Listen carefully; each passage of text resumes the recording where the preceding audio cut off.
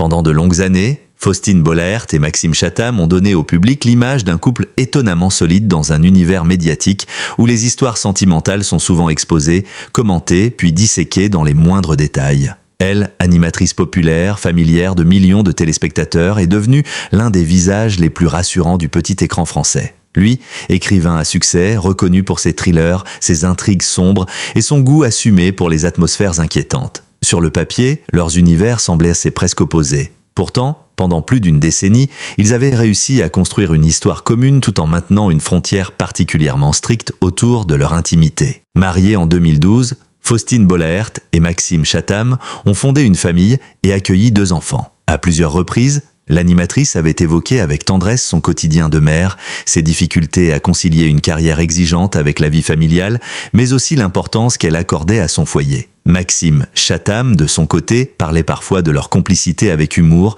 sans jamais transformer leur relation en argument médiatique. Cette retenue avait contribué à créer autour d'eux une impression de stabilité presque exceptionnelle. C'est pourquoi l'annonce de leur séparation a provoqué une réelle surprise.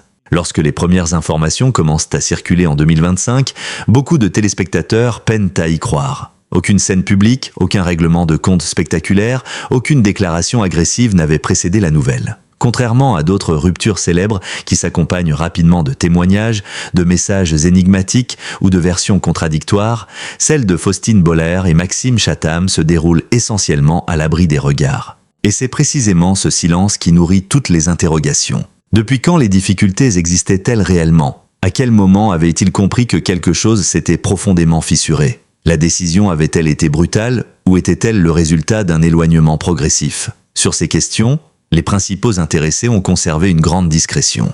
Il serait donc imprudent de transformer cette absence d'explication en prétendue preuve d'un secret terrible. Aucun élément solide ne permet d'affirmer l'existence de violences, d'infidélités cachées ou d'un événement scandaleux ayant précipité leur rupture. En revanche, ce que les déclarations ultérieures de Faustine Bollaert permettent de comprendre, c'est que cette séparation a représenté pour elle un bouleversement bien plus profond que ce que son image publique pouvait laisser penser. Pendant toute cette période, elle continue pourtant d'apparaître à l'écran avec la même maîtrise. Chaque jour, Faustine Bollaert reçoit des anonymes venus raconter leurs blessures, leur deuil, leur séparation ou les épisodes les plus difficiles de leur existence. Elle écoute, rassure, pose les bonnes questions et trouve souvent les mots justes pour accompagner ceux qui sont face à elle. Mais soudain, dans sa propre vie, les rôles sont inversés. Cette fois, c'est elle qui traverse une rupture. C'est elle qui doit affronter l'effondrement d'une partie de son quotidien. Et pourtant, le public ne voit presque rien. La professionnelle reste présente, souriante, attentive. Derrière cette maîtrise se cache pourtant nécessairement une autre réalité, celle d'une femme qui doit redéfinir son équilibre après près de 14 années de vie commune. Lorsque 2 personnes partagent autant de temps, une séparation ne concerne jamais seulement les sentiments amoureux. Elle touche les habitudes, les projets, l'organisation familiale, les souvenirs, les proches, les lieux, et même la manière dont on imaginait son propre avenir. Pour Faustine Bollaert, cette rupture signifiait également apprendre à se reconstruire tout en protégeant ses enfants de l'exposition médiatique. C'est probablement l'un des aspects essentiels pour comprendre son silence. Elle aurait pu répondre immédiatement aux rumeurs, elle aurait pu multiplier les interviews, elle aurait pu donner sa version détaillée de la fin de son mariage. Elle ne l'a pas fait. Au lieu de cela, elle semble avoir choisi le temps de comprendre, le temps de digérer. Le temps, surtout, de retrouver une forme de stabilité avant d'accepter de mettre des mots sur ce qu'elle venait de traverser. Lorsqu'elle commence finalement à parler publiquement de cette période en 2026, son vocabulaire est révélateur. Elle évoque un véritable changement de vie, une phase qui l'a poussée à effectuer une profonde introspection. Ces mots ne décrivent pas simplement la fin administrative ou sentimentale d'un couple. Ils témoignent d'une remise en question plus large. Qui devient-on lorsque l'existence que l'on pensait durable change soudainement de forme ?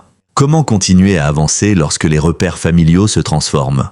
Et surtout, comment recommencer à penser à soi après avoir construit pendant si longtemps un avenir à 2? Ce sont ces questions qui semblent progressivement avoir occupé Faustine Bollaert. Derrière la formule spectaculaire de 2 années de cauchemar se trouve donc une réalité qu'il faut traiter avec davantage de prudence. Rien ne permet d'affirmer qu'elle aurait vécu 2 années d'enfer au sens littéral du terme. En revanche, les mois entourant la séparation et la période de reconstruction ont manifestement constitué une séquence émotionnelle extrêmement importante dans son existence. Il faut également mesurer le contraste entre cette fragilité privée et son métier. Faustine Bollaert a bâti une grande partie de sa notoriété sur une qualité très particulière, sa capacité à recevoir la parole des autres sans jugement. Des centaines d'invités ont pleuré devant elle. Certains ont raconté des divorces dévastateurs, d'autres des trahisons, des deuils, des maladies ou des recommencements. Elle leur demandait souvent comment ils avaient trouvé la force de continuer. Cette question, elle allait désormais devoir se la poser à elle-même. Et c'est sans doute ici que l'histoire prend une dimension particulièrement humaine. Parce que derrière la célébrité, derrière les studios et derrière les sourires maîtrisés, il existait désormais une femme confrontée aux mêmes doutes que ceux de nombreux anonymes qu'elle avait accompagnés pendant des années. Le public ignorait encore l'ampleur de cette transformation. Mais quelques mois plus tard, un voyage loin de la France allait devenir un tournant décisif. Entourée de ses proches, Faustine Bollaert allait commencer à relever la tête. Et ce séjour allait progressivement marquer le début d'une véritable reconstruction.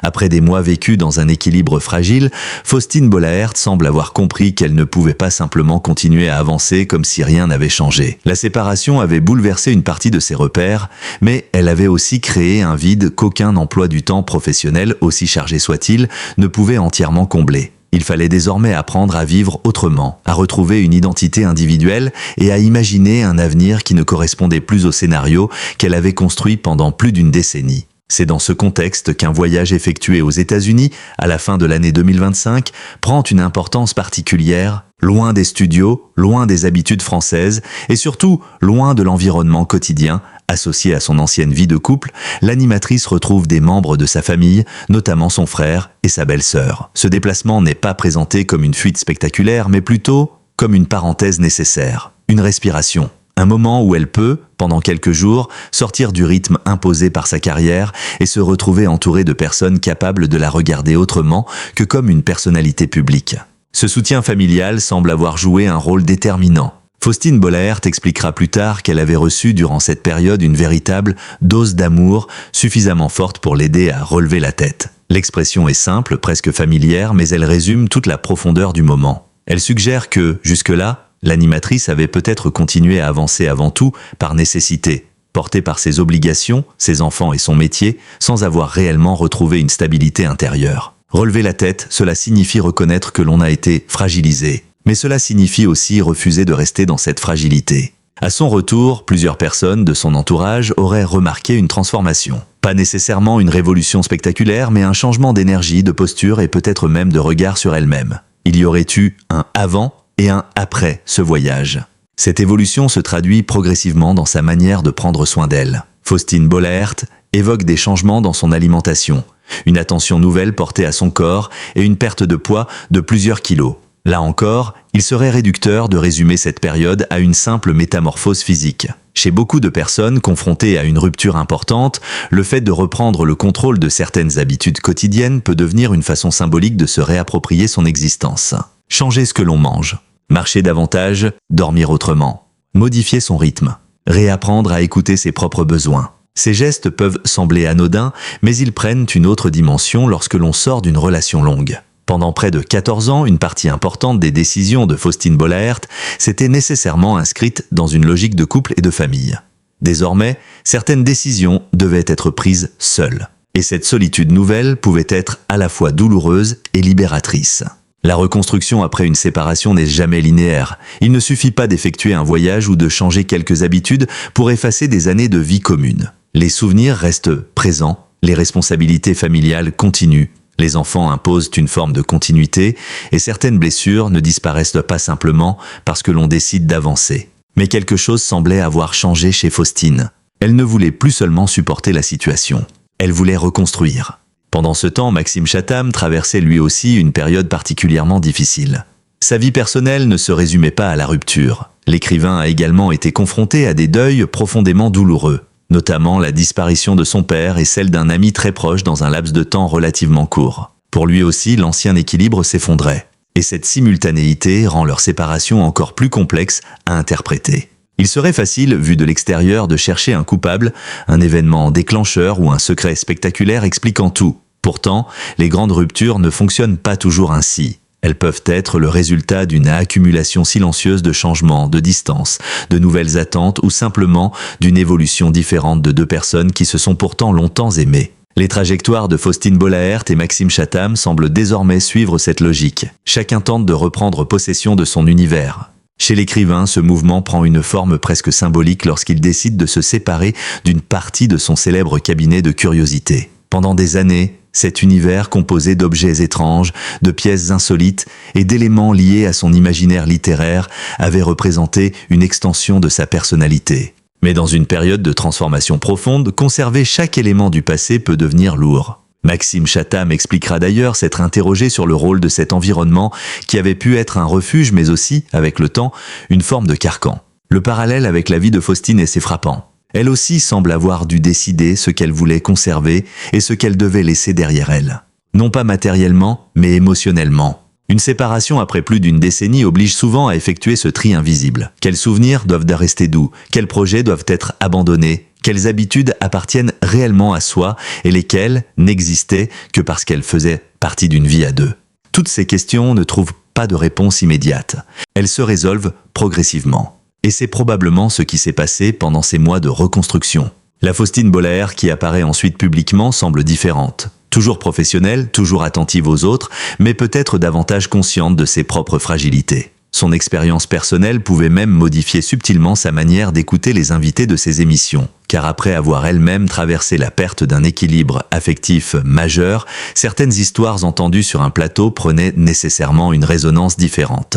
Elle connaissait désormais de l'intérieur cette sensation étrange qui accompagne les grandes ruptures, celle de voir une vie continuer extérieurement alors que, intérieurement, presque tout doit être réorganisé. Mais la reconstruction comportait encore une autre étape. Car au moment où Faustine semblait progressivement retrouver une forme de stabilité, une nouvelle information concernant Maxime Chatham allait attirer l'attention du public.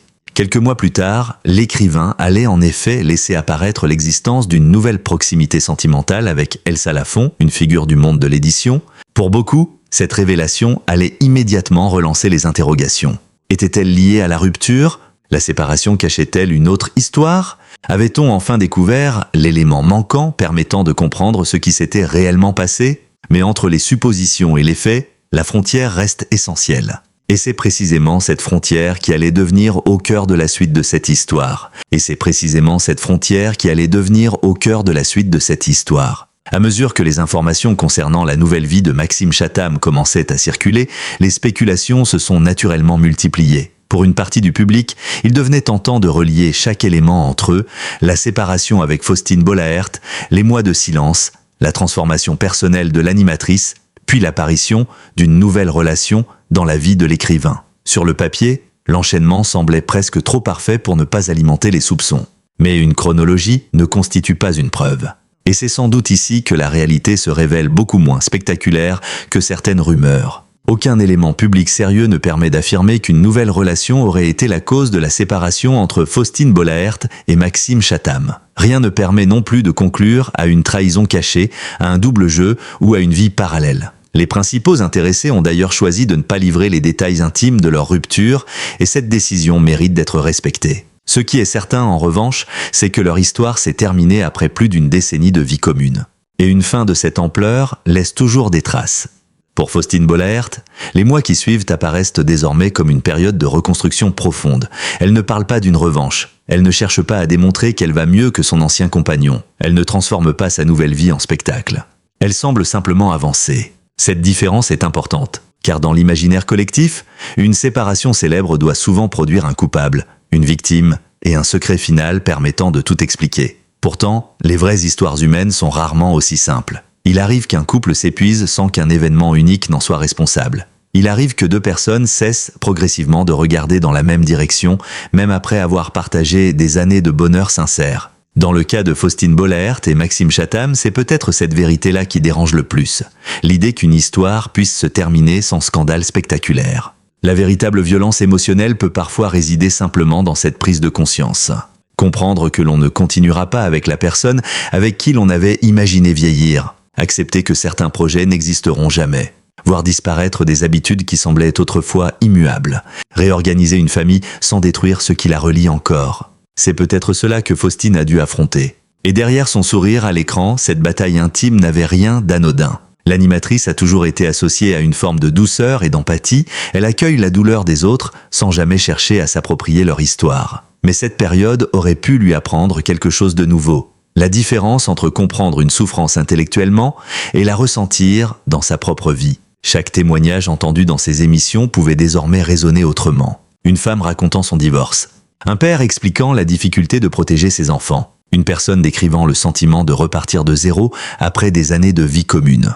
Autant d'histoires qui avaient peut-être désormais une profondeur nouvelle pour elle. Cette expérience personnelle pourrait même expliquer en partie pourquoi Faustine Bollaert a choisi de rester si prudente lorsqu'elle a commencé à parler publiquement. Elle connaissait probablement mieux que beaucoup les conséquences d'une confidence trop détaillée. Une phrase prononcée dans une interview peut être reprise pendant des années. Un reproche peut devenir un titre. Une nuance peut disparaître. Et surtout, les enfants peuvent un jour lire ce qui a été publié sur leurs parents.